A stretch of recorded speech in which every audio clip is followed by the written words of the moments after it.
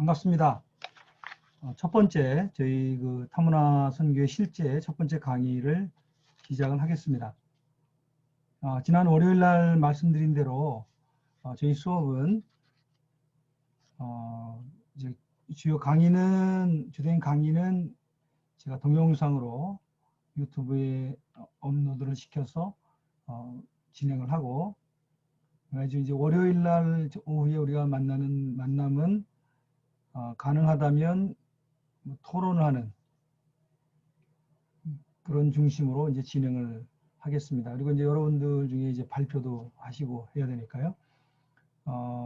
그런 틀 안에서 이제 첫 번째 강의를 시작을 하겠습니다. 오늘 주제는 이 타문화 선교와 성경, 또는 타문화 선교의 성경적 토대, 이런 것들을 오늘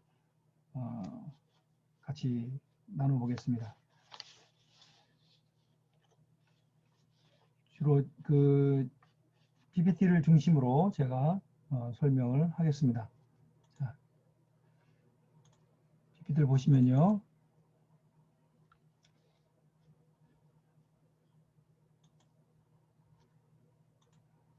자,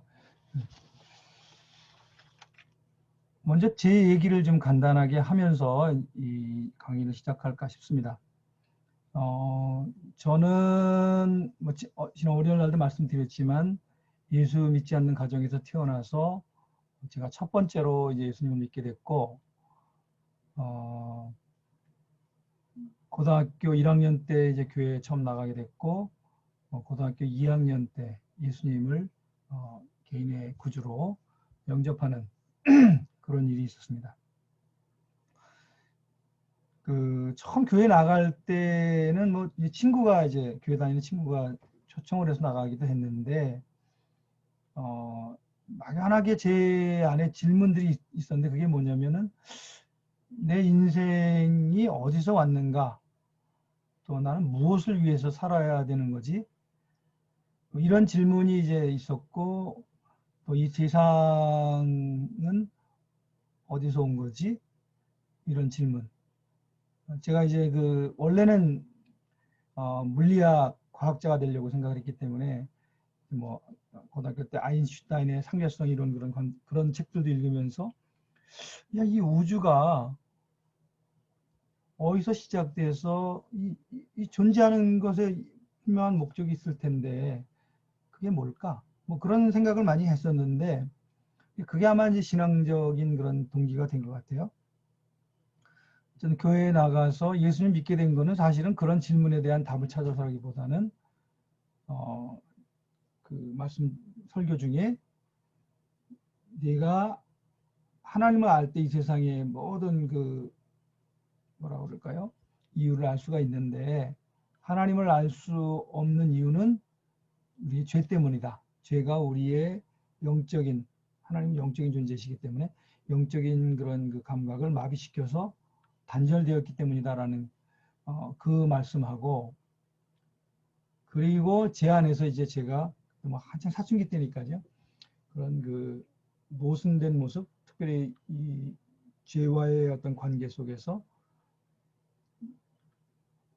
제 모순을 발견하게 되면서 제가 죄인이라는 것을 인정하고, 그리고 나서 예수님을 영접했던 것 같습니다. 예수님 영접하고 나서도 제가 지난 말씀드렸지만 상당히 오랫동안 고민을 많이 했어요. 정말 하나님 살아계신 건가? 내가 혼자 지금 내 질문에 답을 못 찾았기 때문에 하나님이라는 존재를 끌어들인 건가? 뭐 이런 고민을 많이 했었고요. 그러다가 이제 제가 고2 말이죠. 교회에서 철야기도 하다가 어떤 기도의 체험이 있고, 그 체험이 너무 강렬해가지고 하나님이 살아계시다는 사실을 부인할 수 없는 그런 상황까지 가게 된 거예요. 그때 완전히 제가 그냥 속된 말로 획가닥을 했죠. 고2 말인데 뭐 대학 입시가 중요하지 않았어요. 하나님이 살아계시고 이 세상이 하나님이 통치하신다고 하는데, 제 인생의 어떤 전체적인 틀이 바뀌어야 된다라는 그런 도전 속에서 고등학교 마지막 1년을 보냈던 것 같아요. 그러면서 제가 이제 그 받은 도전이 이 선교에 대한 도전입니다. 그때는 좀 선교라기보다는 그 영혼 구원이죠. 우리 육체는 이 땅에서 뭐 70년, 80년 살다가 이제 죽고 썩어 없어지는데 그 육체에 담긴 영혼, 그 영혼은 하나님 앞에 올라가서 심판을 받게 되는데 그것이 어떻게 보면은 인생의 더 중요한 문제다. 이제 그걸 제가 깨닫게 되면서 과학자가 돼서 뭐 사람들을 더 물질적으로 그 돕는 그것도 중요하지만 더 본질적인 그런 도전 앞에 제가 서게 됐고요. 이제 그것 때문에 고민하던 중에 이제 이 선교에 대해서 듣게 됐습니다. 저희 수련회 때 오셨던 전사님 한 분이 선교사로 가실 분이었고 실제로 이제 그분이 태국으로 선교사로 가셨죠. 그러면서 영혼을 구원하는 것은 맞다. 근데 그 범위가 내가 살고 있는 그 범위가 아니라 우리의 언어와 우리의 민족, 우리의 경계를 넘어서 더 많은 사람들 향한 하나님의 마음을 이해해야 된다. 그렇게 도전을 받고 그게 일종의 이제 새롭게 눈이 열린 거죠.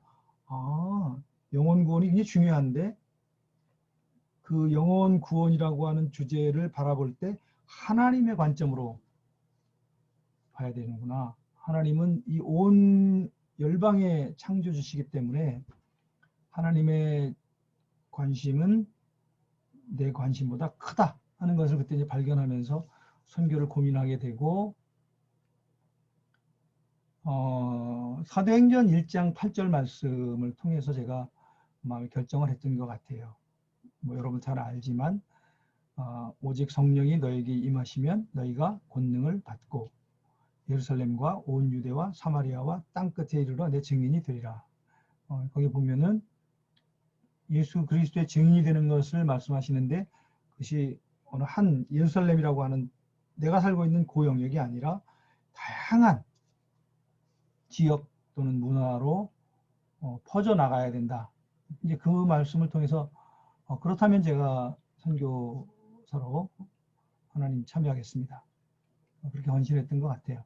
그때는 뭐 선교가 뭔지도 잘 몰랐죠. 그냥 막연하게 그렇게 했던 것 같고 그 성남시의 그 아주 외진 곳에서 만난 그 하나님 그리고 어떻게 보면 뭐 세상을 잘 모르던 그런 그 제가 이 선교에 대한 부르심에 응답하면서 이 세상 전체를 볼 수 있는 안목을 갖게 됐다 이렇게 말할 수 있을 것 같아요. 그러면서 삶이 바뀌었죠. 자 이제 그 제가 왜 이제 제 이런 스토리를 말씀을 드린 이유는 선교라는 것은 내가 가진 관점을 내려놓고 하나님의 관점을 받아들이는 과정이다 이렇게 말씀드릴 수 있고 그 하나님의 관점이 나의 삶의 방향성을 이끌어가는 것이다. 그렇게 이제 설명을 드릴 수 있을 것 같아요. 저의 과정도 그랬죠. 물론 그건 굉장히 시간이 걸리는 일이고 또 내가 가지고 있었던 내 틀을 벗는 과정에서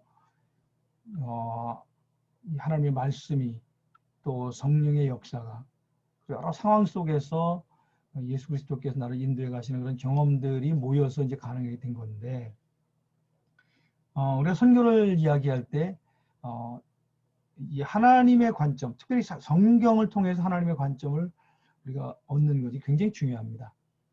왜냐하면 이 선교의 주인이 선교사나 교회가 아니에요. 이 선교를 시작하시고 진행하시고 마지막 완성하시는 분은 하나님이세요. 그러니까 우리는 그 하나님 그 일을 하시면서 우리를 불러서 야 임태순 너 이리 와봐. 내가 지금 이 일을 하고 있는데 너 이거 한번 해봐. 그런 식의 참여자이지 우리가 그것을 주도하는 선교는 내 일이 아니다.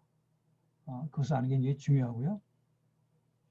특별히 이제 사도행전을 보면은 이 부분을 우리가 잘 이해할 수 있죠. 사도행전 한번 생각해 보세요. 처음에 그 다락방에 숨어있던 제자들을 이 선교적인 열정으로 확 깨트린, 변화시킨 사람이, 변화시킨 주체가 누구예요? 오순절날 임하신 성령님이잖아요. 그리고 예루살렘 교회를 벗어나지 않으려고 그냥 길을 쓰고 있을 때 이 스데반 집사의 순교와 핍박이 일어나면서 이 사람들을 열방에 흩으셔서 억지로 다른 민족을 향해 복음이 흘러가게 하신 것도 하나님이시죠. 그리고 이방인들하고 상종하지 않겠다고 했던 이 베드로를 찾아오셔서 베드로의 그 유대적인 그런 틀을 깨뜨리고 이방인인 고넬료를 만나고 또 그 가운데 하나님의 성령이 임하는 것들을 보게 하고 이런 것들도 다 하나님께서 하신 일이죠. 뭐 바울과 바나바를 안디옥 교회에서 파송한 것도 그 사도행전 13장을 보면 성령께서 하신 일이거든요. 그래서 사도행전에 나타난 선교를 보면 철저하게 하나님의 선교다. 물론 그 안에 바울이나 하나님의 사람들이 그 하나님의 뜻을 받아서 헌신적으로 사역한 것은 맞지만 그러나 그 밑바닥에 전체를 이끌어 가시는 분은 하나님이시다는 것을 우리가 이제 이해해야 되고요. 그 하나님의 선교기 때문에 하나님의 뜻을 우리가 이해하고 참여해야 되는데 그러기 위해서는 성경을 잘 이해해야 된다. 성경에 나타난 하나님의 마음을 이해해야 된다. 이제 그것이 이제 오늘 저희가 같이 생각해 보려고 하는 주제입니다. 자, 근데 이제 이제 저희 선교는 저도 말씀드렸지만 복음을 전하고 하나님 나라를 선포하는 일인데 특별히 우리가 선교를 할 때, 선교라고 말할 때 문화를 넘어가는 타문화를 포함하는 일이다. 그 점이 굉장히 중요한 거예요. 왜 이 문화를 넘어가는 일이 선교의 중요한 변수가 그러니까 요소가 됐을까요? 그것은 하나님이 천지를 창조하시고 온 열방의 주인이시기 때문에 그래요. 그렇기 때문에 하나님의 관점으로 보면 한국 여기를 여기 뭐에 매여 있으면 안 되는 것이죠. 선교에 참여한다고 말할 때. 그것은 나의 틀을 벗고 하나님의 스케일로 나를 맞춰가는 과정이다. 하나님이 천지 만물의 창조주시기 때문에. 그래서 이제 그 문화를 넘어가는 일이 반드시 따라올 수밖에 없는 거고요. 저도 이제 선교에 대해서 이제 헌신을 하고 선교를 알아가면서 굉장히 제가 받은 참 하나님 날 축복하셨구나 라고 하는 것 중에 하나가 뭐냐면 이 다양한 문화에 대한 이해라고 할 수 있어요. 그 전에 제가 그때가 이제 70년대 말이었으니까 예수님 만날 때가 그때 저희가 다른 문화 굉장히 먼 얘기였죠. 뭐 예를 들면 제가 그때 꿈 중에 하나가 뭐냐면 제 평생에 비행기를 한번 타봤으면 그런 꿈이 있었거든요. 지금 생각하면 말도 안 되는 얘기인데 그 정도로 이렇게 한국을 벗어난다는 것은 상상할 수 없던 그런 시절인데 저희가 선교를 통해서 다양한 문화가 있고 그 문화를 넘어서 하나님의 복음이 하나님의 통치가 전달돼야 된다 하는 것들을 배우게 된 것 같습니다. 그래서 이 하나님의 창조 계획 속에 특히 선교에 참여하게 된다는 것은 문화를 넘어가는 것을 기본적으로 전제한다. 그리고 그 문화를 넘어갈 때에 걸림돌이 되는 것. 예를 들면 베드로가 고넬료에게 복음을 전하러 갈 때 유대적인 율법주의, 유대 문화의 그 벽을 뛰어넘어야 했던 것처럼 우리가 가지고 있는 문화적 장벽을 넘어야 된다. 그것이 이제 타문화 선교의 어떤 본질이다 이렇게 말할 수 있어요. 제가 이제 예수님 만나고 선교에 헌신하고 다양한 그런 다른 문화의 사람들을 만날 수 있었는데, 예전에 지금도 있는데 이 희년선교회라고 구로공단에서 이 외국인 노동자들을 도와주면서 복음 전하는 단체가 있었어요. 그때 거기 제가 한 3년 가까이 도왔던 것 같아요. 선교지 나가기 전까지. 그때 이제 다양한 문화의 사람들을 만나면서 제가 이 사람들에게 이 하나님의 사랑을 전하는 것이 굉장히 중요하구나 하는 것들을 경험했던 것 같습니다. 특별히 이제 제가 만났던 친구 중에 방글라데시 친구가 기억이 남아요.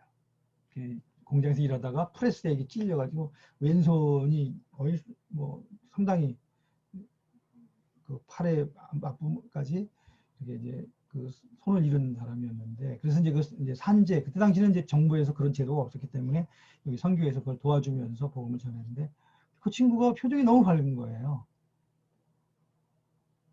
근데 이제 어눌한 한국말로 인샬라 그러더라고요. 그 자기 인생은 하나님의 뜻 가운데 있다, 알라의 뜻 가운데 있다, 뭐 이런 표현인데요. 그러면서 이 전혀 우리하고 다른 생각을 가지고 살아가는 그런 사람들. 그렇지만 여전히 하나님의 사랑이 필요한 사람들. 뭐 이런 것들을 제가 발견하게 되고, 제가 필리핀에 태국 가기 전에 필리핀에 1년 살았는데, 그때 뭐 길거리에 만나면 지나간 사람들 다 필리핀 사람들이 인사하거든요. 뭐 눈을 이렇게 치킨친다든지 입을 삐쭉 내민다든지 뭐 이게 인사법이에요. 예를 들면 그런 거 보면서도 우리식으로 하면 굉장히 무례한 행동인데, 다른 문화들 또 저희 이제 제가 생각했던 태국 같은 경우는 화장실 문화 때문에 왼손을 쓰지 않거든요. 지금은 많이 좋아졌는데 지금도 그래요. 휴지를 거의 안 씁니다. 화장실에서 주로 물로 씻는데, 옛날에는 그 화장실에 들어가면요 이렇게 그 큰 대야 같은데 물이 있고 바가지가 있어요. 그러면 그 왼손을 사용해서 뒤처리를 하는 거예요. 그러고 나서 손을 이제 씻고. 그러니까 일상생활에서 물건을 왼손으로 준다든지 밥을 왼손으로 먹는다든지 음식을 왼손으로 집는다는 것은 상상하지 못하겠죠. 다른 사람 만질 때도 왼손으로 만지는 것은 상당히 조심스럽고. 근데 이제 이런 것들이 그런 문화적 배경에서 나온다는 것을 이제 보게 되면서 참 이 하나님 만든 이 세상이 참 다양하구나. 그런 생각을 제가 하게 됐습니다. 이것은 이제 그 하나님의 창조 계획 속에 이미 있었다고 저희들이 보는 거예요. 다양한 문화가 있는 것은. 이제 이 다양한 문화에 대해서 두 가지 관점이 있죠. 하나는 그 바벨탑 사건. 그래서 이제 흩어지기를 거부하는 바벨이라는 도시에 사는 사람들을 흩트기 위해서 하나님이 이 언어를 혼잡하게 하셨잖아요. 그 언어가 이제 문화를 만드는 건데, 그래서 다양한 문화가 생겼다. 그렇게 보는 하나님의 심판, 하나님의 저주, 언어가 분화되는 것은, 문화가 분화되는 것은 그렇게 이제 보는 관점이 있는데, 저는 그 관점에 동의하지 않아요. 이 문화나 다양한 언어나 이런 것들은 하나님의 창조 계획 속부터 이미 있었다. 저는 그렇게 이해하는 게 맞다고 봅니다. 이제 창세기 1장을 보면은요, 특별히 1장 21절, 25절 보면 그 종류대로라는 단어가 여러 번 나와요. 여기 지금 뭐 PPT 보시는 것처럼. 그리고 창세기 1장 28절에도 번성해서 땅에 충만하라. 이 땅에 충만하라는 것이 굉장히 중요한데요. 이 지구, 당시에는 이제 그 노아의 홍수 전이니까 지구 전체가 굉장히 살기 좋은 공간이었다고 그렇게 과학자들이 얘기하잖아요. 창조과학자들이. 그러니까 그런 관점에서 봤을 때 모든 곳에서 이제 이 인류가 흩어져 살아야 되는데, 그런 뜻이거든요. 땅에 충만하라는 것은. 그러면 사람들이 다 흩어지고 이렇게 따로따로 고립돼서 산다면 다양한 문화가 나오고 다양한 언어가 나오는 건 당연한 거죠. 그래서 이 이걸 이제 문화명령이라고 보통 그러는데, 창세기 1장 28절에 이 창조명령 또는 문화명령도 이미 다양한 흩어져서 각처에서 다양한 문화를 이루라, 이런 하나님의 뜻이 담겨 있습니다. 뭐 종류대로라는 표현도 그렇고요. 자, 다음 글 보면 저는 이 바다 밑에 이런 그 모습을 굉장히 좋아합니다. 특별히 이 그림을 보시면은 이 색깔, 모양, 크기 얼마나 다양합니까?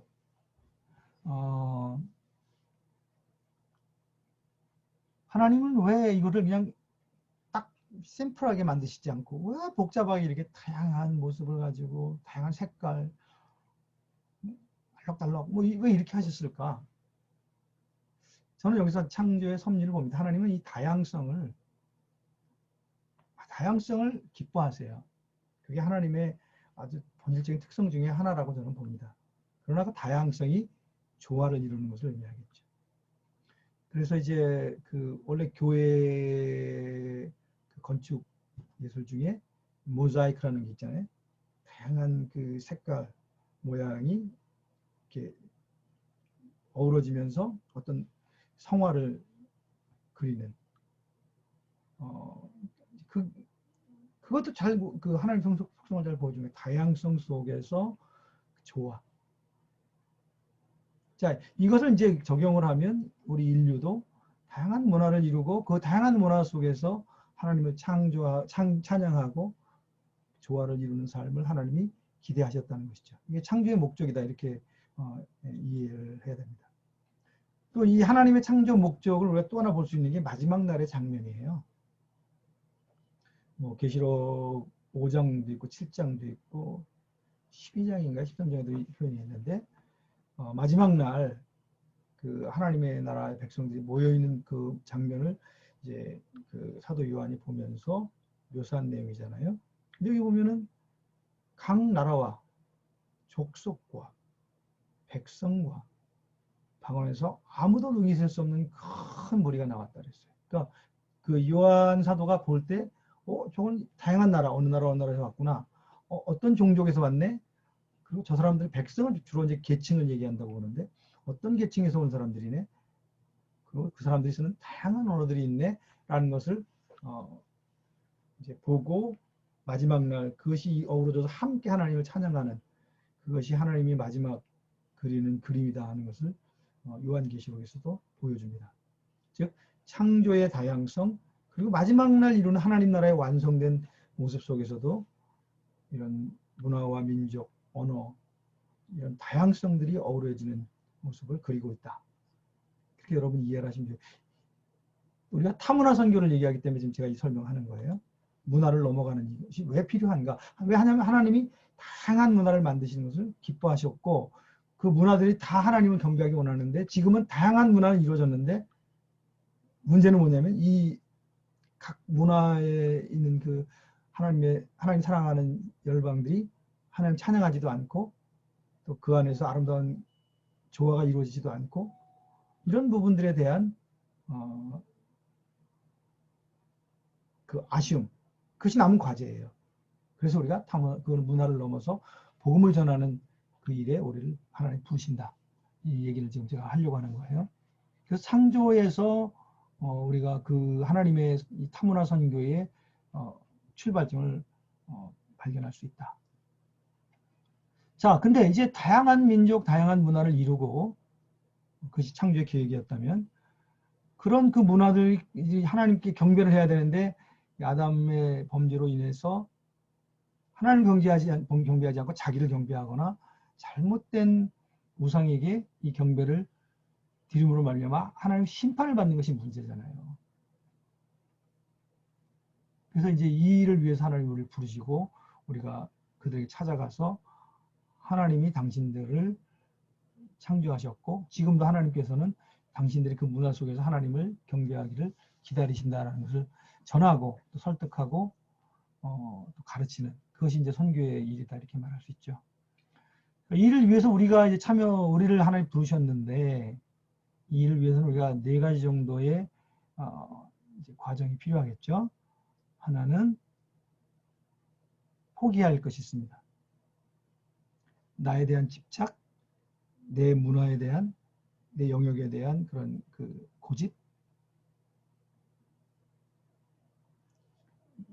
이제 뒤에서도 제가 바벨 때도 얘기하겠지만 사실 바벨이라고 하는 게 이제 탑보다 도시가 더 중요하죠. 그 도시에 모인 사람들의 사고방식이 뭐였냐면은, 야, 우리 모여 살아야지 우리가 생존할 수 있다. 그리고 우리의 이름을 더 드높일 수 있다. 그래 흩어지면 변하자 그랬잖아요. 근데 하나님은 무슨 소리냐, 열방 온 세상으로 흩어져 살라 그랬고, 거기서 하나님을 경배하라고 했는데 안 흩어지면 어떡하냐. 그래서 이제 그걸 이제 흩으셨잖아요. 그것처럼 근데 이제 우리 안에 다 바벨의 이런 그 속성이 있죠. 어이, 내가 익숙하던 걸 어떻게 벗어나? 뭐 선교를 하려면 자기 문화를 벗어나야 되는데 그것은 쉽지 않은 일입니다. 그래서 이제 그것을 극복하는 것, 나라고 하는 울타리를 깨뜨리고 하나님의 울타리 속에 들어가는 것. 그게 첫 번째 해야 될 일이고, 두 번째는 이제 그 하나님 안에서 새로운 정체성을 확인하는 것, 하나님의 백성으로서. 그래서 특별히 창세기 12장 2절에 보면은 이제 하나님께서 아브라함을 부르시면서 너는 복이 되어야 된다. 이제 이 말씀이 명령문이지만 그 안에는 네가 어떤 존재가 되어야 한다라고 하는 새로운 정체성을 말하는데, 여기서 이제 복이 된다는 게 나중에 또 기회가 되면 우리가 같이 한번 얘기하겠지만 일종의 복의 창구가 된다는 의미예요. 내가 복이 된다는 것은 내가 복을 누린다는 의미보다는 하나님이 나를 통해서 다른 사람들이 하나님의 복을 누리게 하는데 내가 사용되어야 된다. 그런 의미거든요.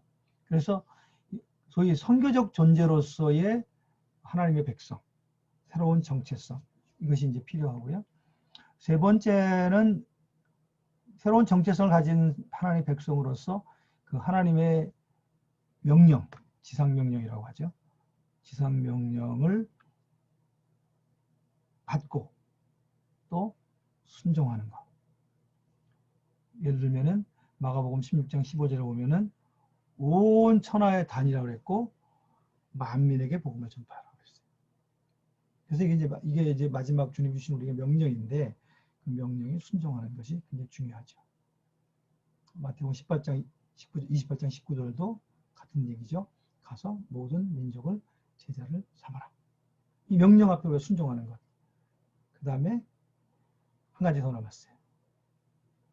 우리 것을 포기하고 새로운 정체성을 얻고 그 정체성을 가진 존재로서 하나님의 명령 앞에 순종하는데, 이 마지막 게 뭐냐면 성령의 인도를 따라서 순종하라는 거예요. 명령 받았으니까 야 이제 내가 해야지 하고 막 달려가는 게 아니라 그 받은 명령이 수행하는 방식이나 그 능력이나 그 시기를 성령의 인도를 따라서 행하는 것이죠. 성령의 인도를 기다리는 거예요. 사도행전 1장 4절에 보면 예수님이 그 사도행전 1장 8절 지상명령을 주시기 전에 또는 지상명령을 주시고 난 다음에 예루살렘을 떠나지 말고 내게서 들은 바 아버지께서 약속하신 것을 기다리라 그랬어요. 성령을 기다리라. 이 선교에 굉장히 네 번째 중요한 거는 우리가 보통 요즘은 이제 하나님의 선교라고 하는데 하나님이 하시는 일이기 때문에 내가 명령 받았으니까 가자 이게 아니라 명령을 수행하는 과정에서도 그 명령, 그러니까 지휘관이 있다는 거죠. 그 명령자의 성령의 인도를 따라서 그 참여하는 자로서 선교해야 된다. 뭐 네 가지 정도의 중요한 선교의 전제 요건이 있다. 이것도 여러분 우리가 기억할 필요가 있고 이것이 성경이 우리에게 얘기하는 선교의 어떤 기초다. 이렇게 이해하면 좋겠어요. 그리고 나서 이제 우리가 이런 하나님 일에 참여하게 될 때에 우리를 통해서 하나님이 하시는 일은 무엇인가? 아까 그랬죠. 제가 이 선교는 하나님의 선교인데 우리는 참여자인데 하나님은 어떤 일을 하시는가? 그래서 요즘은 이제 삼위일체 하나님의 선교 이렇게 얘기해요. 세 분 하나님이 각자의 역할을 따라서 이 선교의 일을 주도하신다. 하나는 보내시는 하나님, 성부 하나님. 예수님 보내셨고 또 예수님을 통해서 우리를 세상 가운데 보내시고 보내신 다음에 우리와 동행하시면서 이 선교의 일을 지시하시는 그 하나님. 성부 하나님은 보내시는 하나님. 근데 요한복음 5장 17절에 보면 굉장히 재밌는 표현이 있습니다. 예수님이 이렇게 얘기를 해요. 내 아버지께서 이제까지 일하시니 나도 일한다. 하나님 창조하고 그냥 뒤에 물러앉아서 이렇게 보고 계시는 게 아니고, 인간이 타락한 이후에 아담을 찾아오셨던 것처럼 그 위에 계속 인류의 역사 가운데 찾아오셔서 그들이 하나님의 원래 창조 목적으로 돌아오도록 하는 그 일을 계속 하셨다는 거예요. 그러니까 보내셨고, 보내신 그 일이 이루어지도록 크게 조율하시는, 그 주관하시는 하나님, 그 하나님을 우리가 이해해야 되고, 두 번째는 성자 예수님. 성자 예수님은 일종의 우리의 모델이시잖아요. 우리가 첫 번째 선교사라고 그러죠. 하나님의 부르심 받아서 하나님 천국의 문화를 버리고 이 땅의 죄악된 문화 속에 들어와서 죄악의 문화 속에서 성장을 하시고, 물론 죄는 짓지 않으셨지만, 그래서 이 인류의 죄를 짊어지시고 십자가에 돌아가심으로 구원의 길을 여셨던 것처럼, 이 주님이 가셨던 그 걸음이 오늘날 타문화 선교에 참여하는 우리들의 하나의 모델이고 우리가 가야 할 길이다. 그리고 그 예수님이 우리에게 직접적으로 보내시는 하나님의 마음을 받아서 우리에게 명령을 주신 분이다. 그리고 문화를 넘어서 이 일을 계속 하라고 우리에게 방향성을 던져주신 분이다. 그죠? 자, 그 다음에 이제 세 번째 성령 하나님. 예수님이 뭐라고 그러셨어요? 나는 이제 승천을 해서 가지만, 물론 중보사역을 지금도 하시지만, 내가 보혜사 성령을 너에게 보낼 것이고 그가 너희와 함께하고 너희를 인도해 갈 것이다. 그래서 성령 하나님은 실제로 우리 선교 현장에 오셔서 선교를 주도하시는 분이세요. 그래서 사도행전 1장 8절 말씀이 아주 대표적인 말씀이죠. 오직 성령이 너에게 임하시면 내가 증인이 되리라. 여기 되리라는 표현은 약간 수동적인 표현이에요. 네가 될 것이다가 아니라 성령이 그렇게 너희를 만들 것이다. 실제 우리의 사역의, 선교 사역의 과정을 주도하시는 성령님. 그래서 사도행전을 사도들의 행전이지만 그 본질을 들여다보면 성령의 행전이다. 왜냐하면 그 선교 사역을 실제로 이끌어 가신 분은 성령이셨다. 이렇게 우리가 얘기하거든요. 그래서 아까 우리가 참여하는 자로서의 우리의 그 네 가지의 변화들이 전제된 상태에서 삼위일체 하나님이 이 일을 이끌어 가시고 우리를 참여시키신다. 이렇게 이해를 하는 것이 중요합니다.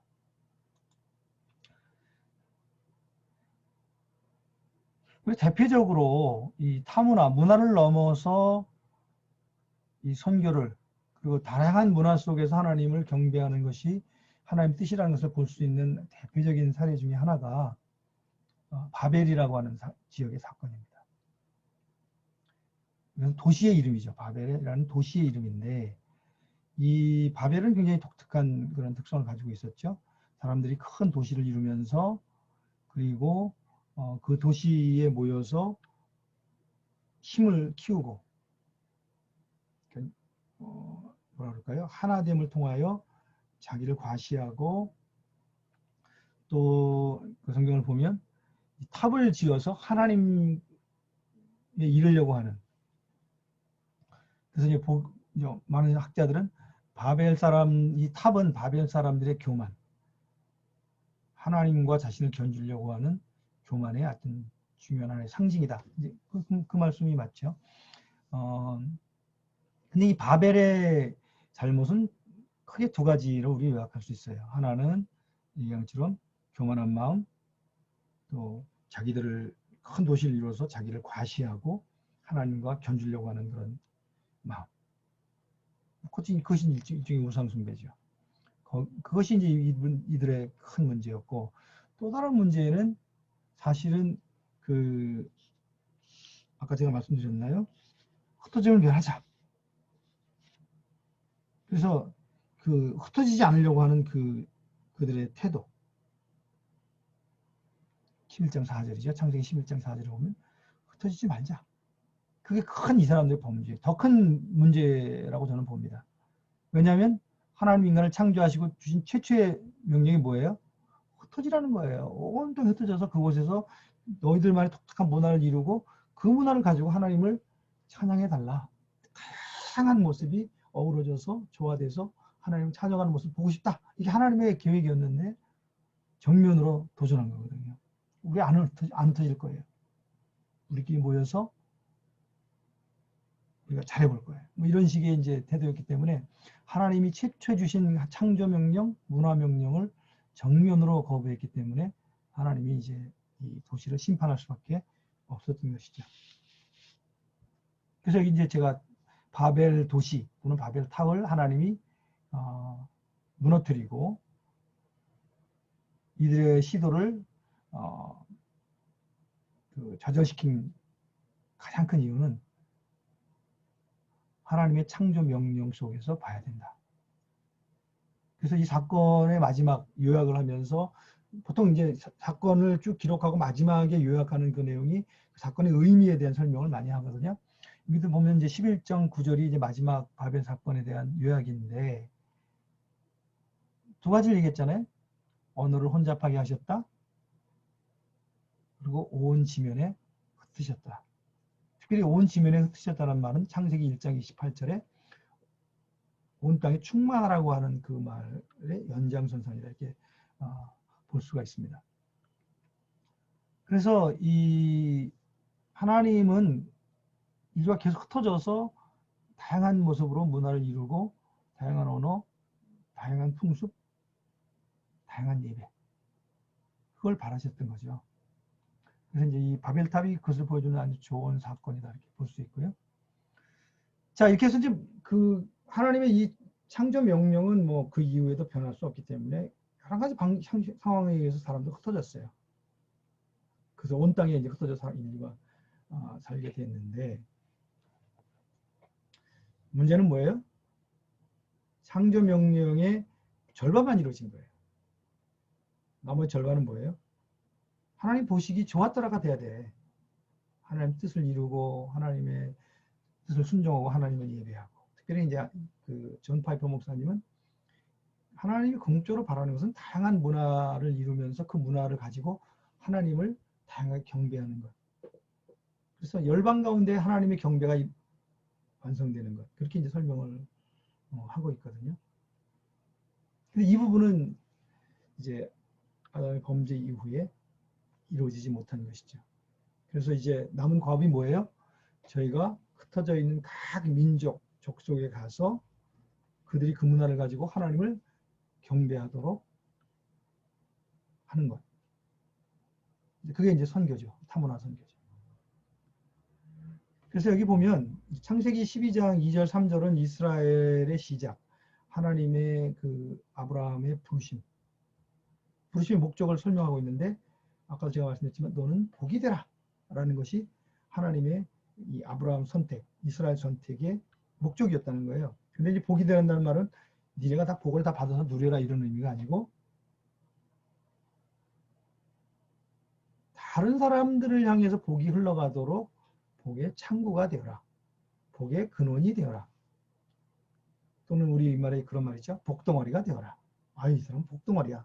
그 말은 그 사람이 복을 받았다는 의미도 있겠지만 그 사람으로 말미암아 주변 사람들이 복을 받는다. 그런 의미잖아요. 그래서 여기는 이제 너는 복이 되라 하는 것은 복덩어리가 되라 이런 뜻이에요. 그래서 3절 뒷부분에 보면 땅의 모든 족속이 너로 말미암아 복을 얻게 될 것이다. 네가 복이라는 존재가 되면 주변의 모든 민족이 하나님을 알게 되고 원래 창조했던 그 완벽한 상태, 즉 하나님을 경배하고 하나님의 복을 누리는 그 상태로 모든 민족이 돌아오도록 네가 그 창고가 되어야 된다. 그래서 이것이 이제 이스라엘의 사명이에요. 이걸 좀 더 잘 보여주는 게 출애굽기 19장 6절이죠. 내가 너희가 내게 대하여 제사장 나라가 되어야 된다. 이제 이스라엘이 애굽을 출애굽하고 난 다음에 시나이 반도에서 신의 산 앞에서 이제 그 하나님 말씀을 들을 때 주님 주신 말씀이잖아요. 이스라엘 민족, 내가 너희를 향한 기대가 있는데 그것은 네가 제사장 나라가 되는 것이다. 제사장이 무슨 역할을 하죠? 제사장은 그 하나님과 죄인 사이에서 제사라고 하는 제물을 드림으로 해서 화목하게 하는, 관계를 회복하게 하는, 또는 그 관계를 깨뜨렸던 문제를 해결해주는 중재자잖아요. 제사장 나라라고 하는 것은 이스라엘이라는 나라 자체가 열방의 하나님 모르는 백성들과 하나님을 회복시켜주는 그 역할을 해라. 복이 되라고 하는 말과 똑같은 의미예요. 그래서 주님께서 그 이스라엘 나라의 정체성을 제사장 나라로 명해 주셨는데, 뭐 우리가 잘 알지만 이스라엘 사람들은 이것을 오해했죠. 우리가 선민이고 선택된 민족이고 저 열방들은 다 멸망해도 관계없다 라는 식의 생각을 가지고 정반대로 생각하는 거죠. 그렇기 때문에 이스라엘은 하나님의 그 선택의 목적을 이루지 못했다. 문화를 넘어서 복음을 전하고 그들에게 복의 통로가 되는 그 일을 감당하지 못함으로 말미암아 이스라엘은 하나님의 버림을, 물론 여전히 하나님의 백성이지만 하나님이 사용을 받지 못하게 됐다. 그래서 이제 교회가 생긴 거잖아요. 자, 그런 면에서 이제 이스라엘 백성의 사명도 문화를 넘어서 복이 흘러가게 하는 그 역할을 위해서 불렀다 하는 것을 우리가 기억할 필요가 있고요. 또 이제 이스라엘이 그 역할을 못했기 때문에 예수님께서 오셔서 이제 교회를 시작하셨잖아요. 그래서 교회에게 다시 또 동일한 명령을 줍니다. 그죠? 아까 그 지상명령이라고 하는 거. 너희는 온 천하에 다니며 만민에게 복음을 전파하라. 유대인 너네 원래 제사장 나라로 내가 선택한 건데 너네 그걸 오해하고 전혀 하지 않았기 때문에 너희는 아웃. 이제 교회를 통해서 하나님의 백성의 새로운 하나님 나라의 백성, 새로운 새 이스라엘을 만들 텐데 다시 이 하나님의 계획을 회복하는 그 도구가 되어야 된다. 그래서 교회가 이제 만민에게, 우리의 가치가 아니라 만민에게 복음을 전파하는 그 일을 해야 된다라고 주님께서 지상명령을 주신 것이죠. 교회도 뭐 이스라엘하고 비슷한 그런 전철을 밟기도 했고요. 그럼에도 불구하고 교회 가운데 그 하나님의 일들을 품고 목숨을 던져가면서 이 열방의 이 하나님의 이 창조 계획 가운데, 하나님의 축복의 계획 가운데 들어오도록 하는 그 일에 헌신을 했지만, 또 많은 경우에 사실 이스라엘의 실수를 그대로 반복하는 경우도 많죠. 우리 한국교회는 뭐 그런 면에서는 선교에 참 귀한 역할들을 했고 하나님의 기뻐하신 일들을 해왔는데, 최근 들어서 다시 또 우리 중심으로 이렇게 갇히는 게 아닌가. 여러분 어떻게 느끼신지 모르겠지만 한국교회 선교가 지금 굉장히 위축되고 있거든요. 이런 하나님의 창조 목적과 지상명령, 하나님의 원초적인 뜻을 다시 이해시키는 것이 굉장히 중요합니다. 그렇지 않으면 교회가 자기 자신을 위한 존재로 변질될 수가 있어요. 어쨌든 간에 주님이 이 지상명령을 통해서 너희는 온 천하에 다니면서 만민에게 복음을 전하는 이 일에 원래 하나님 창조의 처음 목적으로 다시 돌아가라. 그래서 교회를 이제 우리 가운데 허락하신 것이죠. 그리고 나서 이제 누가복음 24장에 4장을 보시면은 굉장히 흥미로운 장면이 있습니다.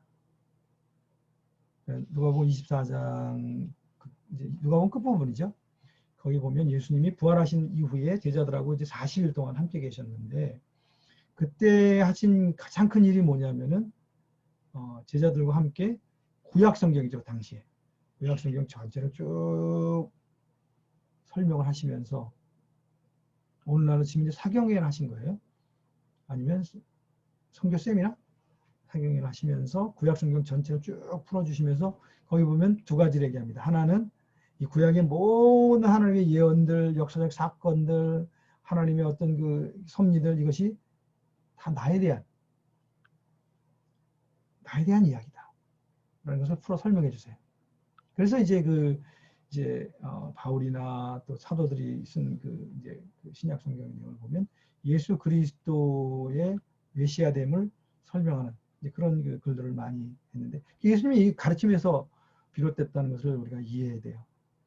이분들이 기도하면서 깨닫기도 했겠지만 성령이 깨닫게 했겠지만 3년 동안 예수님과 계시면서 배웠던 거 그리고 마지막 특별히 부활 이후에 주님이 성경 전체를 쭉 풀어서 제자들을 가르치신 그것을 이제 누가복음 24장에서 기록하고 있는데요. 그때 두 가지를 제가 얘기했어요. 하나는 구약의 모든 것이 예수 그리스도의 오심을 증언하고 있다. 그리고 예수 그리스도께서 십자가에 죽고 그 죽음을 통해서 인류의 죄를 대속하는 이 속죄의 양으로서의 그 예수 그리스도 메시아의 의미를 구약을 통해서 쭉 설명해 줬어요. 그래서 이거를 이제 구속론적 구약 성경 읽기 이렇게 얘기를 합니다. 그래서 예수님이 이제 그걸 쭉 설명하셨다는 표현을 했고요. 또 하나는 아주 흥미로운 일인데 그 설명을 하면서 예수님의 구속의 사건이 이루어져서 그 모든 열방이 주님께 올 수 있는 길을 만드셨지만 이스라엘이 그 사명을 하지 않았잖아요. 바벨에 사는 주민들이 잘 이렇게 뭉쳐가지고 안 흩어지려고 그랬잖아요. 그렇기 때문에 주님께서 구약 성경에 쭉 그걸 얘기하면서 두 번째 주제가 뭐냐면 문화를 넘어서 이 복음이 온 세상에 흩어져야 한다. 너희들이 온 열방에 가서 증인이 되어야 한다. 그 구약 성경을 통해서 그걸 또 설명합니다. 그래서 그것을 이제 성교론적 석의 해석, 구속론적 구약 해석, 성교론적 구약 해석 두 가지를 예수님이 제자들에게 말씀하셨다. 그러니까 누가는 그걸 그렇게 두 가지로 요약을 했습니다. 그래서 여러분 다 기회가 되시면 누가복음 24장을 한번 읽어보세요. 예수님이 부활하시고 난 이후에 제자들과 사경회를 아마 굉장히 긴 사경회를 하셨을 것 같은데 40일 동안 함께 하셨으니까 그때 이 구약에 대해서 어떻게 설명하셨는가 하는 것을 요약한 그런 내용입니다. 그 이전에 또 엠마오에 가는 제자들에게도 마찬가지였고요. 그래서 이 부분을 여러분들이 이해하는 게 굉장히 중요합니다. 그래서 예수님도 부활하시고 난 다음에 제자들에게 이 구약의 의미를 구속사적으로 성결론적으로 가르치셨다 하는 것을 우리가 기억할 필요가 있어요. 그리고 나서 마지막으로 이제 주님이 떠나시면서 주신 명령이 성령이 이제 너희에게 임하면 너희들이 증인이 될 텐데 나의 죽음의 의미를 사람들한테 알려줘야 되는데 그 범위가 예루살렘, 유대, 노 사마리아로 가야 되고 땅끝으로 이것이 퍼져가야 된다. 아주 분명하게 얘기를 하셨어요. 그래서 이제 예루살렘과 온 유다는 자문화권, 또 사마리아는 유사문화권, 그리고 땅끝은 타문화권 이렇게 이제 우리가 이야기를 합니다.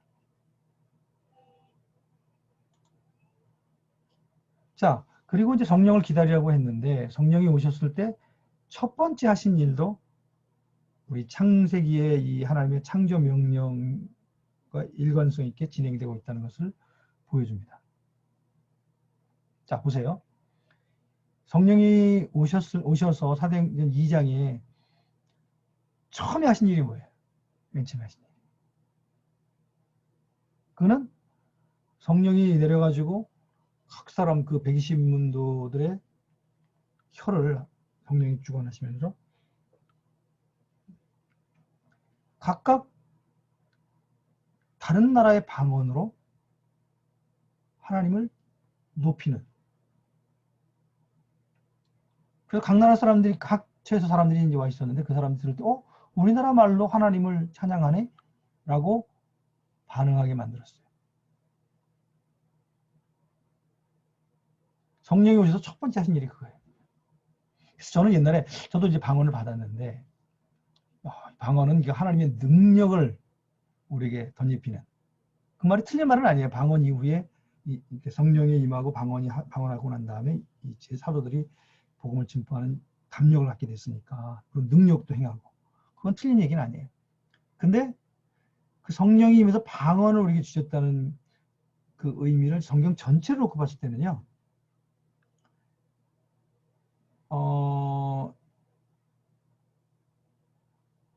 그 바벨 사건하고 이게 맞닿아 있어요. 창세기 1장 28에 창조 명령하고도 맞닿아 있어요. 무슨 말씀이냐면 하나님의 뜻은 온 열방이 주님 앞에 돌아오는 것이라는 거예요.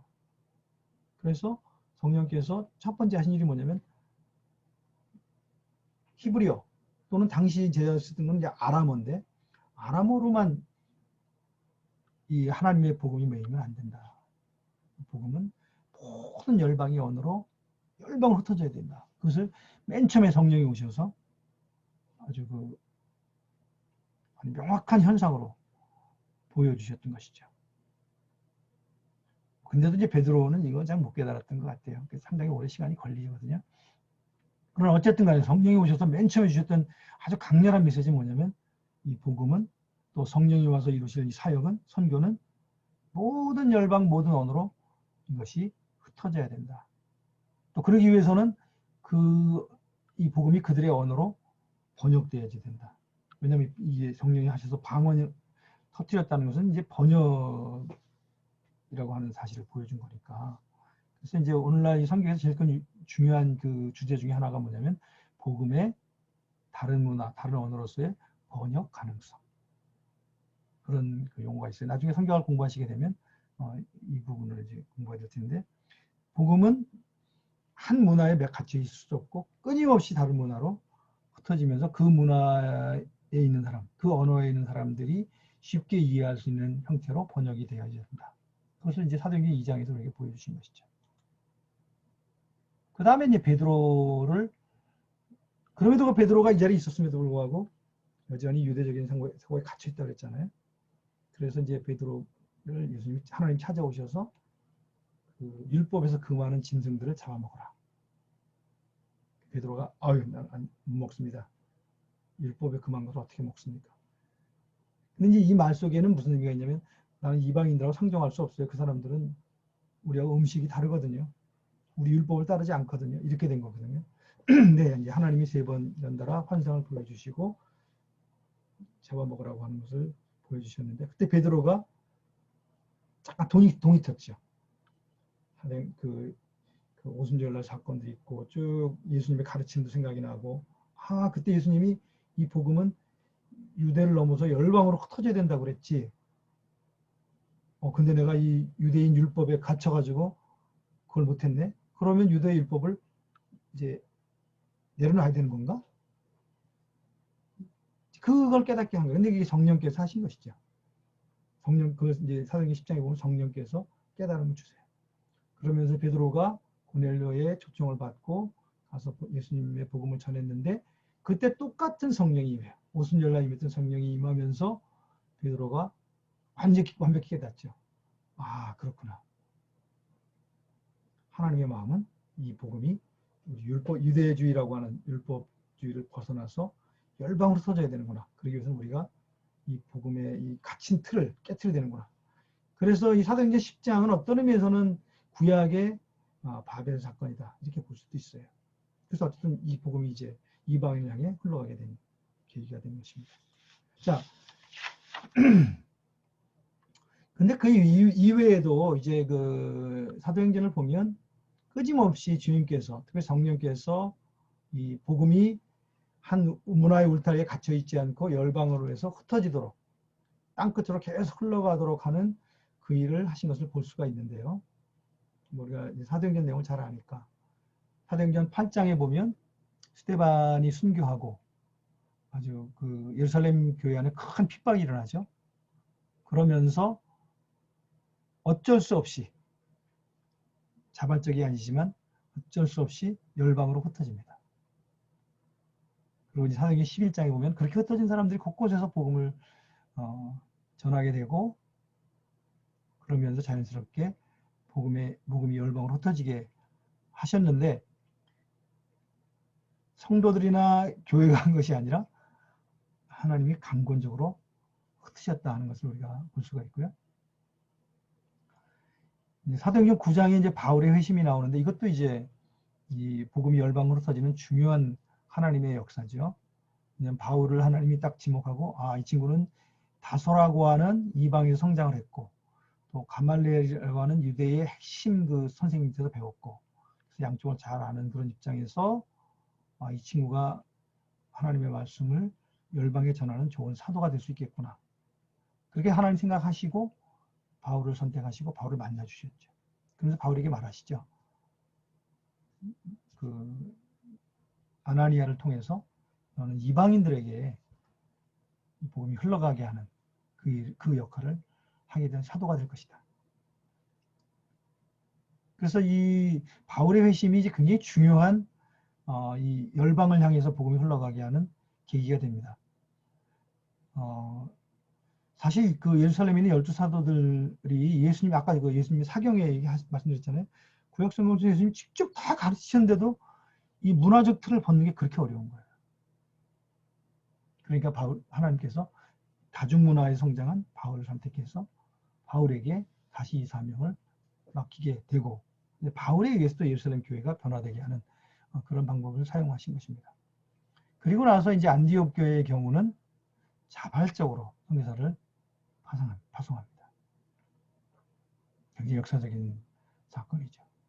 근데 이제 이 안디옥 교회가 이방인에게 선교사를 파송할 수 있었던 것은 그 교회 자체가 이미 유대주의를 벗어난 이방인 문화의 교회였기 때문에 그런 면에서는 뭐 조금 더 이방의 문화적인 틀을 가지고 있었으니까 그 부분이 더 쉬웠다고 볼 수도 있겠지만, 어쨌든 이 사건이 굉장히 역사적인 사건이죠. 계속 복음이 흩어져 가도록 사람들을 파송하고 의도적으로 교회가 그 일에 참여하는 중요한 사례가 되기 때문에 안디옥 교회의 바울과 바나바의 파송은 현대 선교의 모델이다, 이렇게 이제 보는 것이죠. 그리고 나서 이제 예루살렘 공의회에서 몇 년이면 여러 해가 지난 다음일 거예요. 그리고 나서 예루살렘 교회가 이제 율법을 우리가 내려놓자. 그렇지 않으면 복음이 열방에 흩어지는데 방해가 되기 때문에 이 부분을 우리가 내려놓자. 그런 결의를 하게 됩니다. 그것이 이제 예루살렘 공의회의 결의다, 이렇게 볼 수 있어요. 이런 과정을 통해서, 물론 이 모든 과정 가운데 하나님의 간섭과 개입이 있었는데, 그러면서 창세기 1장 28절 온 땅에 충만하라, 하나님의 백성으로. 그래서 그 충만한 온 땅에서 각자 다양한 문화를 일으키면서 거기서 하나님을 경배하는 그 그림을 하나님이 처음 가지셨고, 계시록에서도 그걸 완성을 하셨는데, 그 중간에 그걸 실행하는 그런 그 실행자로서 하나님의 백성, 교회를 이제 이루어 가시는 하나님 섭리. 그리고 저희들도 이제 그 과정 중에 있는 것이죠. 여러분이나 제가 그 과정 중에 하나님의 땅끝을 향한 마음을 담아서 우리의 삶 속에서 그것을 드러내는, 그래서 선교적 삶을 살아가는 그런 사람이 되는 것이죠. 만약 창세기부터 이 지금 계시록 끝까지의 이 하나님의 그림을 안다면은 내 교회 또는 내 지역, 우리나라, 그리스도인이라면 그렇게 하면 안 돼요. 성경을 아는 하나님의 백성이라고 하면 있을 수 없는 일이죠. 근데 현실은 이스라엘 역사가 보여줬듯이, 교회가 보여줬듯이 점점점 바벨처럼 우리끼리 모이자, 여기도 잘해야지, 이 틀을 끊임없이 깨지 않으면 선교적 사건들은 점점점 축소가 되고 결국 하나님은 촛대를 옮기시고, 왜냐하면 하나님의 마음은 모든 열방에 가 계신 상황이기 때문에 이기적으로 우리만 이렇게 하는 경우에 하나님의 심판이 있다는 것을 우리가 기억할 필요가 있습니다. 한국교회 어떤지 모르겠어요, 지금. 그죠? 대를 이어서 교회를 물려주고, 이 교회의 이기적인 이기심이 아주 극에 달해서, 제가 출석하는 교회에서도 저희 교회가 한 70년 넘는 교회인데요. 너무 우리 교회에 대한 애정이 커요. 우리. 자기의 틀을 깨뜨리는 그 일이 그렇게 어려운지 모르겠어요. 그렇게 자꾸 교회 목사님 모시면 쫓겨나고. 한 예지만, 근데 우리가 이것을 극복하고 열방을 품으시고 열방을 향해 끊임없이 흩어지기 원하시는 하나님의 마음을 담아내지 못하면 하나님 마음이 떠난다고 볼 수 있죠. 이게 우리에게 주어진 큰 도전이라고 생각합니다. 그래서 이제 근데 이 일을 진행하는 과정에서는 그 참여자들로서 우리 선교사들, 우리 하나님의 백성들, 우리의 그 희생, 예수님이 희생하셨던 그 모델을 따라가는 일이 필요하다. 이게 쉽지는 않아요. 그렇죠? 우리 중에 이제 선교지에 갔다 오신 분도 있지만 여기에 있는 모든 것들 내려놓고 선교지로 간다는 것이 쉽지 않아요. 가서 적응해서 또 거기서 그 문화 속에서 하나님을 드러내는 것도 쉽지 않고. 그러나 그 일을 위해서 우리가 부르심 받았다는 것을 분명히 안다면 기꺼이 그 일에 우리가 참여하겠죠. 그래서 예수님의 좋은 모본이 십자가에 본인이 돌아가시기 위해서 이 땅에 오셨다. 나는 나를 저들이 하나님의 복을 누리게 하기 위한 도구로서, 창구로서 내 자신을 기꺼이 대속물로 내어줬다. 그게 예수님이 보여주신 본이고, 바울도 마찬가지죠. 자기가 가진 특권들을 다 내려놓고, 바울은 공부도 많이 했고요. 로마 시민권도 있었고, 그 가족이 굉장히 큰 부자 집안이었어요. 그런 걸 다 내려놓고 종으로서 말할 수 없는 고통 가운데 자기 자신을 내어드리고, 그렇게 했던 이유가 뭐예요? 그가 하나님의 마음을 알았기 때문에. 모든 열방이 주님의 복 가운데 나오기를 기대하시니까 하나님의 마음을 알았기 때문에 기꺼이 거기에 자신을 드렸던 것입니다. 자, 그래서 이런 선교의 원칙을 우리가 본받는 것인데, 이거는 이제 여러분들이나 저를 향한 도전이라고 볼 수 있죠. 쉽지 않은 일이지만 제가 이제 제가 90년부터 후원을 받고 선교사로 살아왔으니까 벌써 한 30년 됐네요. 그죠? 선교사로 살아온 지 30년 됐는데 뭐 그동안 어려운 일도 많이 있었지만 전체적으로 보면은 참 특권이었다. 내가 하나님의 이 정말 멋진 이 선교의 하나님의 계획 가운데 참여할 수 있었다는 것. 그리고 그 안에서 하나님의 마음을 같이 공유하고 하나님의 동역자로 살 수 있었다는 것. 그거는 뭐 말할 수 없는 특권이다. 이렇게 말씀드릴 수 있어요. 이 하나님의 창세기 1장 28절 창조 명령이라고 그랬죠. 그 창조 명령에 내가 참여할 수 있었다는 것. 그 자체로 우선 영광이죠. 그죠? 우리가 하나님의 피조물로서 하나님이 창조하신 목적에 내가 참여할 수 있다는 게 얼마나 놀라워요. 그리고 마태복음 28장 20절에 있는 말씀처럼 선교의 이 사명 가운데 우리가 참여하게 될 때 주어진 특권 중에 하나가 뭐냐면 주님이 나와 함께 하신다는 거죠. 물론 모든 사람과 함께 하세요. 그러나 어떤 사람은 그 함께 하심을 마음껏 누리면서 사는 사람이 있고 함께 하시지만 그런가? 긴가민가 하면서 그 축복을 누리지 못하고 사는 사람들도 많죠. 근데 선교사는 그런 의미에서는 굉장한 복을 받는 사람들입니다. 선교지에서 정말 기적 같은 일들을 많이 경험했는데 그거는 이제 하나님이 함께 하시기 때문에 가능했던 일들이거든요. 그게 이제 선교사의 영광입니다. 시편 107편에 있는 말씀도 같은 말씀이죠. 배들을 바다에 띄우며 큰 물에서 일하는 자는 여호와께서 행하신 일들과 그의 기이한 일들을 깊은 바다에서 보나니.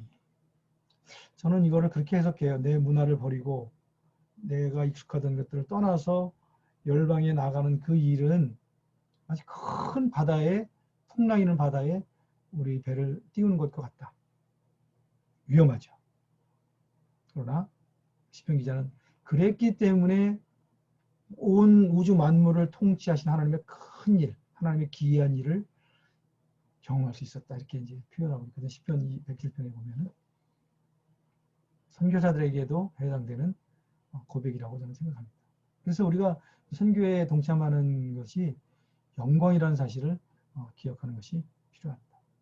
자, 뭐 오늘 제가 이제 성경에 개괄적으로 성경 전체 이야기를 했는데 전체 그림 창세기 1장 28절, 그 다음에 바벨 사건, 아브라함의 부르심, 이스라엘 백성을 향해서 제사장 나라가 되라고 하신 하나님의 말씀, 예수님의 지상명령, 예수님이 이 땅에 부활하신 이후에 제자들과 했던 사경회를 통해서 하나님이 예수님이 주셨던 그 구약 성경 전체의 메시지의 어떤 설명, 그것이 이제 나중에 신약에 쭉 풀어지는데요.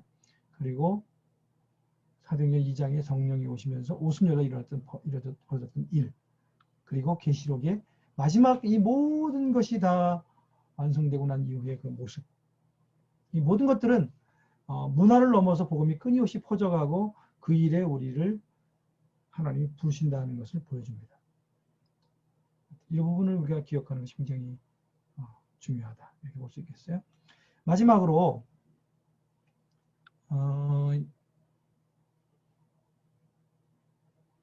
우리가 다음 주 월요일 날 만날 때 이런 부분을 한번 생각해 봤으면 좋겠어요.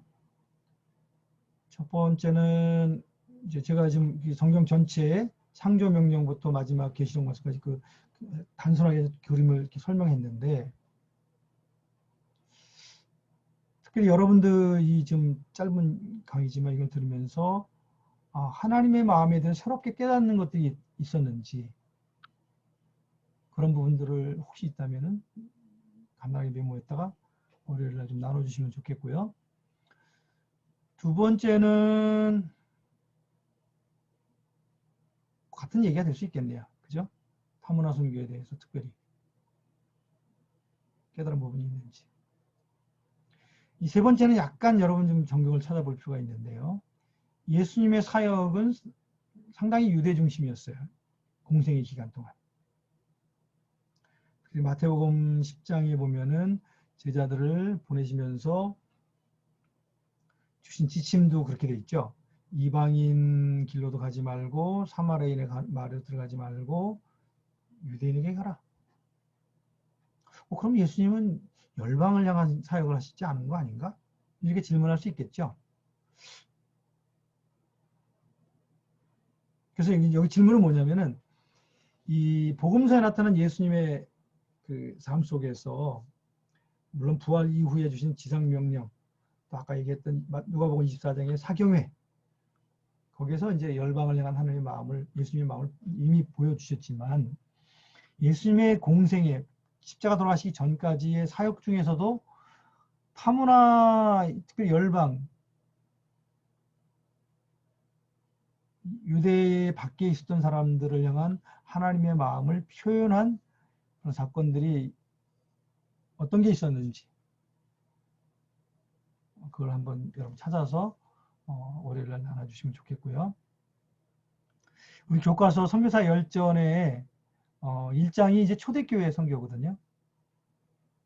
거기를 읽고 거기서 깨달은 것을 한 가지 이상 나눠주세요.